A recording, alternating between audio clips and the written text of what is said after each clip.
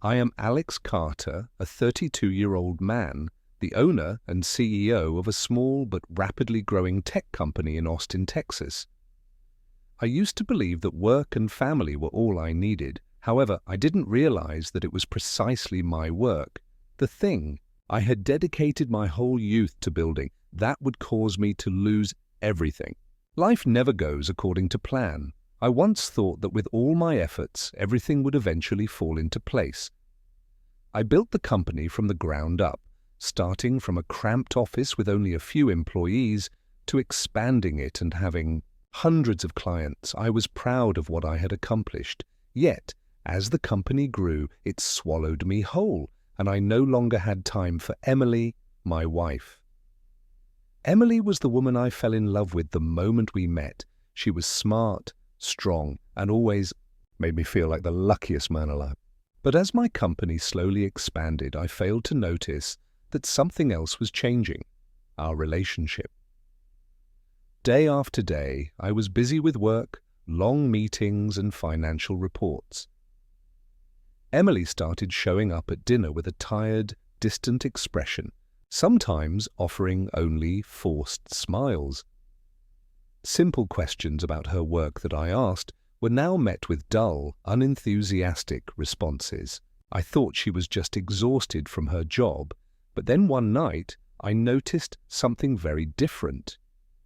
After a late day at work, I came home later than usual. The door opened, and I could hear the sound of someone laughing from the living room. The laughter wasn't from Emily. I stopped, a sense of unease creeping up inside me. It wasn't the cheerful laughter of a relaxing evening, but something far more intimate. I climbed the stairs, following the sound. When I opened the living room door, I saw a sight that made my heart stop. Emily and Michael, my best friend, were sitting together on the sofa, just inches apart. Their faces were flushed, tears still visible on Emily's face. Michael, with a miserable grin, looked at me as if waiting for a miracle. At that moment, all I wanted to do was scream, but I couldn't. I just stood there, staring at them.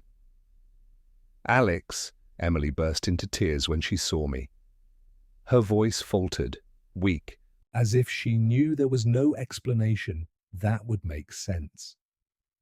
Michael stood up, but he couldn't escape my furious gaze. He tried to speak. "It's not what you think, Alex. Please let me explain." But I didn't want to hear anything else. Nothing could justify what I had just seen. The pain felt like a punch to my stomach. I had lost both my family and my best friend all at once. Confused thoughts rushed through my mind. Anger, despair, and humiliation made it impossible to stay calm. I lunged at Michael without thinking and punched him in the face. "You're my friend, Michael, but now you're nothing but a traitor," I snarled. Michael stumbled back, blood pouring from his nose. I turned back to look at Emily, still crying. "So you chose him, huh?" I asked, my voice as cold as ice. Alex sighed. Emily tried to explain, but I didn't want to hear it anymore. I didn't want to hear any more apologies, because I knew that no matter what she said, I would never trust her again. "We're getting a divorce," I declared, without hesitation. "Pack your things and leave my house immediately." Emily stood still, her eyes red, but she couldn't do anything other than pack her things. She couldn't say another word. Michael, still holding his face, could only look at me, his face full of disappointment. I didn't say another word, no need to. They were no longer the people I had loved. Apologies or explanations were just empty words now. I walked downstairs and went back to my office. I started doing what needed to be done, cutting all contact, requesting the divorce, and deciding to sell my share of the company to Michael. Michael had betrayed me, and I couldn't let him continue destroying what I had built. I calculated carefully, raising the price of the shares to double their actual value, partly because I wanted revenge, but also because I didn't want to let him get away easily with his mistakes. That evening, I did something I never thought I would do. I updated my Facebook status to inform everyone of the truth. Emily and Michael betrayed me. I've divorced her and will sell my share of the company. I want no further contact with them. My post spread quickly. Messages of condolences and inquiries flooded in, but I didn't care. I felt an odd sense of relief, though I knew that everything wasn't over. Then a call came through from an unfamiliar number. A familiar voice spoke. "Alex, this is James, Emily's father." His voice was deep, filled with unmistakable concern. My heart raced. I didn't want to take any more calls after what had just happened, but for some reason I still pressed the button to answer. "What's going on, James?" I asked, my voice cold and exhausted. I just wanted it all to be over, but it seemed no one wanted to leave me in peace. "It's about Emily." "She's not doing well, Alex. She's in the hospital." His voice trembled. "She can't take it anymore. The doctors say she might not make it." I froze, his words ringing in my head like a wave crashing over me. My mind was in turmoil. The anger, the rage, all the negative emotions tangled together. What had I done to make things turn out this way? Had I been too harsh with her? Or had I been wrong to let go too soon? But no matter what, I couldn't forget the betrayal. "Alex, I can't do anything anymore. She has always loved you. She just doesn't know how to face the issues inside her. I don't know what to do anymore. She loves you, but she has done the worst thing she could to you," James said, as if pleading for me to forgive his daughter. A surge of anger erupted inside me, but it was immediately wiped away by helplessness. "James, I can't do anything anymore. It's all over." "We really need you, Alex. I know she's wrong and I can't forgive her, but she's falling apart. Alex, she wants to see you. She asked me if you could come." His words made me hesitate, unsure of what to do. I am a man of reason, but at this moment, emotions overwhelmed everything. After all, this was the person I had once loved, the person I had thought would walk through life with me. Finally I sighed, deciding to set everything aside. I couldn't refuse him. "All right, I'll come," I said in a deep, cold voice, as if even I could recognize what I was saying. The hospital was eerily quiet at this hour. I stood before the emergency room, looking down the long, sterile hallway where patients were being cared for. The lump in my throat made my legs feel like they were made of lead. I didn't want to be here, didn't want to face Emily, but part of me still felt responsible. How could I completely sever ties with her when our past was still a part of me? James greeted me at the door to the room, his eyes filled with sorrow and exhaustion. He led me inside. When I entered, I saw Emily lying in the hospital bed, the light from the night lamp casting a glow on her pale face. She looked like she had just gone through a terrible emotional storm. Her face was gaunt, her eyes swollen, but when she saw me, those eyes flickered with a glimmer of hope. "Alex," she called my name weakly, as though seeking salvation from me. I stood silently by the window, not daring to come any closer. She could see me, but I didn't know how I could face her. "Do you know what you've done?" I asked, my voice dry, unable to hold back my emotions. "You've betrayed me. You slept with my best friend, the one I trusted." Emily looked at me, her eyes bloodshot from crying, but she didn't say anything. It seemed she was trying to find some small part of herself in my gaze. "You can't understand, Alex. I was wrong, I know." But she choked on her words, her voice trembling. "I don't know why I did it. I felt so alone. You weren't the same anymore. The company, the work, everything took you away from me. I couldn't tell you I was in pain because you were always busy. And then Matt, Matt was the only one there, the only one who listened to me, and I was wrong. I know I was wrong. I looked at her, feeling like the whole world was collapsing around me. Her apologies could soothe the pain, but I couldn't forget. It was too late. I couldn't imagine continuing to work with Matt after this. The company, the relationship, everything would just be irreparable ruins. You say you felt lonely, but what about me? I did everything to ensure our life, to build a future for both of us. And you? What did you do? I blurted out, knowing that I was saying things that hurt both of us. Emily choked up, looking at me like a child pleading for forgiveness. I just want you back, Alex, but now I know I've lost everything. What can I do to make up for this? I'll do anything. I love you. I've always loved you. But I've ruined everything, she said in a soft voice.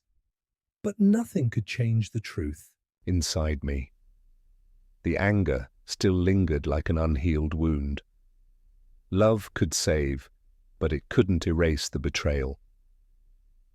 You've lost me now, Emily, I said, my voice devoid of compassion. I won't come back. It's over. Emily looked at me one last time, her eyes full of regret, and as for me, there was nothing but emptiness, as if everything had been taken from me. I left the hospital in silence. Every step I took echoed in my ears as a reminder that I would never return to the past. But deep down, I knew I would have to face Matt, and I couldn't forgive him, no matter the reason. The betrayal had cost me too much, and this time I wouldn't let anyone hurt me again. When I got home, the silence felt unnerving, strange. This house, the place I had once thought would be our home, had become a cold, empty space. I sat on the couch, the family pictures on the walls, reminding me of past memories, but now everything was just a memory. I had lost what was most precious in my life. At that moment, my phone rang, a message from Michael. Alex, I'm sorry. I know I've done the unforgivable, but can we meet? We need to talk. The message felt like a punch to my face. I didn't want to meet him. There was nothing left to say. Michael had betrayed me. He was my best friend, and now he was nothing but a disgusting person in my eyes. But there was a part of me that still wanted to know why he did it. Just one meeting, so I could erase him from my life once and for all. I decided to text back. Meet, but not to reconcile. I will not forgive you, but I need to end this. Then I sighed, feeling exhausted with myself. That evening, we met at a quiet cafe. Michael had arrived before me, sitting in a dark corner of the cafe. He looked haggard, his face bruised from our earlier confrontation. I sat down, not looking at him, just focusing on my coffee. Michael took a deep breath, then looked at me with a guilty expression. Alex, I don't know what to say. I know I was wrong, very wrong, but I couldn't control my emotions, Michael said, his voice trailing off, tired. Why, Michael? I couldn't hold it in anymore. Why did you do that? Why betray me? I trusted you. I considered you family. You knew how much I loved Emily. You knew I dedicated my life to the company and family. What were you thinking when you did this? Michael lowered his head, unable to look me in the eye. After a long pause, he sighed, as if he had no other way to explain himself. I don't know anymore, Alex. We were so different. You drifted further away. The company kept growing, and I felt like I was being left behind. Emily, she started feeling lonely. She didn't say it, but I knew, and I was just the one who listened to her at the time. You listened to her? I scoffed bitterly. And you decided to betray me? You thought I wouldn't notice what was happening? What did you do when she needed care, Michael? You went to her, and now here we are, with everything shattered. She still Loves you, Alex. She still loves you, Michael said urgently. We were both wrong, but it was a mistake. Just a mistake. I was too weak to resist. I couldn't listen anymore. Everything felt too heavy, like a stone pressing on my chest. You don't understand. All your apologies are meaningless. She is my wife, Michael. You are my best friend, and now both of you have betrayed me. I stood up, delivering the final words. You don't deserve to be my friend anymore. Both you and Emily have lost me. It's all over. After the meeting, I returned to the unfinished tasks at the company. Although things were starting to settle, I still couldn't shake the pain inside. Every decision I made now wasn't easy. I still had to solve a bigger issue. How could I escape the shadow of Emily and Michael so I wouldn't have to live in this painful past anymore? A few days later, I contacted my lawyer. We would proceed with the divorce. I couldn't continue living with a wife who had betrayed me. More importantly, I would sell my company shares to a new partner, one I completely trusted. There was nothing left in this relationship except the wreckage. That day, I stood in my lawyer's office, signing the divorce papers and deciding to sell my company shares. It felt like a chapter of my life had closed, but no, a new chapter was beginning. This chapter would no longer include Emily or Michael, just me with the company and what I had built. I had done everything for the family, for her, but now I realized one thing. Sometimes you have to learn to let go no matter what. Failing in love doesn't mean you can't succeed in other things, because I knew there was only one thing that mattered now. I had to live my life for myself. When I returned to the office, Michael contacted me again, this time by text. You can't do this, Alex. We were once best friends. Don't let this ruin everything. I looked at my phone screen, gripping it tightly, but then I just hit delete and threw the phone on the table. Nothing could change the truth. Everything was over. It was just me and the road ahead. I sat in my office, an ordinary morning like any other, but the feeling in my heart was far from ordinary. Yesterday, I had signed the divorce papers. My life had turned a new page, and though I couldn't go back to the days that had passed, I could deny that I felt a strange sense of relief, as if a part of me had been lifted. But there was one thing I couldn't let go of, the price I had to pay for all of it. A week after the divorce decision, I notified my team about selling my company shares. While this wasn't an easy decision, I knew the company wouldn't grow if I had to continue working with the people who had hurt me. The employees were all surprised when I announced I would sell most of my shares to a new partner, but I had no other choice. Honestly, I didn't know if I could keep working with Michael after everything that had happened. He had broken my trust, and I couldn't let that betrayal affect my decisions in business. I couldn't let him continue running my company, and I was sure I couldn't be friends with someone who had betrayed me like that. But just when I thought everything had settled, a phone call from my lawyer startled me. I quickly answered, the anxiety rising within me. I was used to receiving updates from my lawyer about the progress of the divorce, but this time, Karen, my lawyer, sounded off. Alex, I think we need to talk right now, she said, her voice serious. What's going on? I asked, tension beginning to spread through my body. Kate, Michael's wife, she's threatening you. She's hired a lawyer and is trying to stop you from selling your company shares. Karen's voice sounded tense. She's threatening to file lawsuits and cause serious trouble for your business. My eyes narrowed, frustration and anger washing over me. At this point, I couldn't help but think about how Kate, Michael's wife, was still finding ways to hurt me, even though she was no longer a part of my life. She can't do anything. I tried to stay calm, but my voice still betrayed my anger. Not exactly. Kate is trying to attack the company from the inside. She's connected with an investment group and could shake the foundation of the company if we don't handle this immediately. You need to prepare for this, Karen said. At that moment, I felt like a hammer had struck my head. Kate and Michael had not only betrayed me emotionally, but now they were trying to destroy the company I had worked so hard to build. I realized this battle wasn't over. It had only just begun. That evening, I decided to call Michael. I couldn't let him keep avoiding responsibility. Despite the rage inside me, I knew I had to face him, not for friendship, but for justice.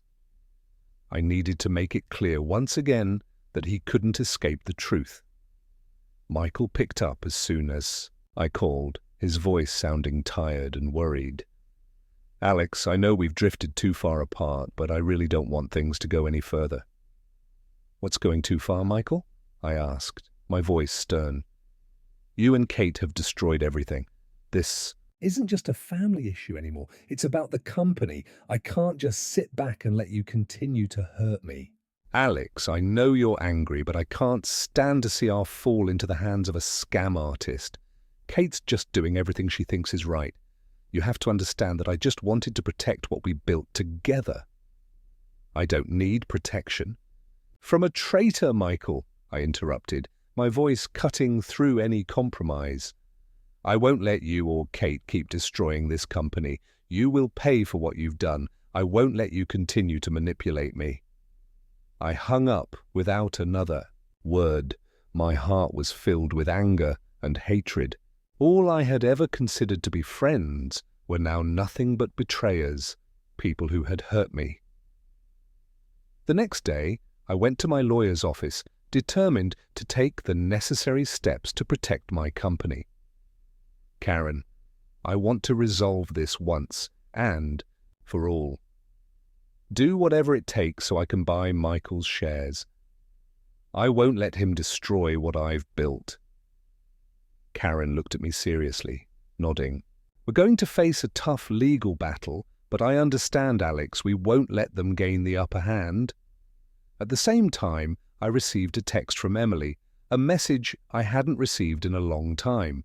Alex, I'm so sorry for everything. I know. I can't fix anything now, but I don't want her to destroy everything. If possible, please forgive me. My heart cracked, but then I remembered everything they had done. Emily couldn't turn things around now. I couldn't forgive what she had done, and I had no reason to go back. That evening I sat in my room, looking out over the brightly lit city, my heart filled with mixed emotions. The battle wasn't over, and I had to prepare for an even tougher fight. But one thing I was sure of, no matter what happened, I would fight to the end to protect my company and not let the betrayers trample my life any further.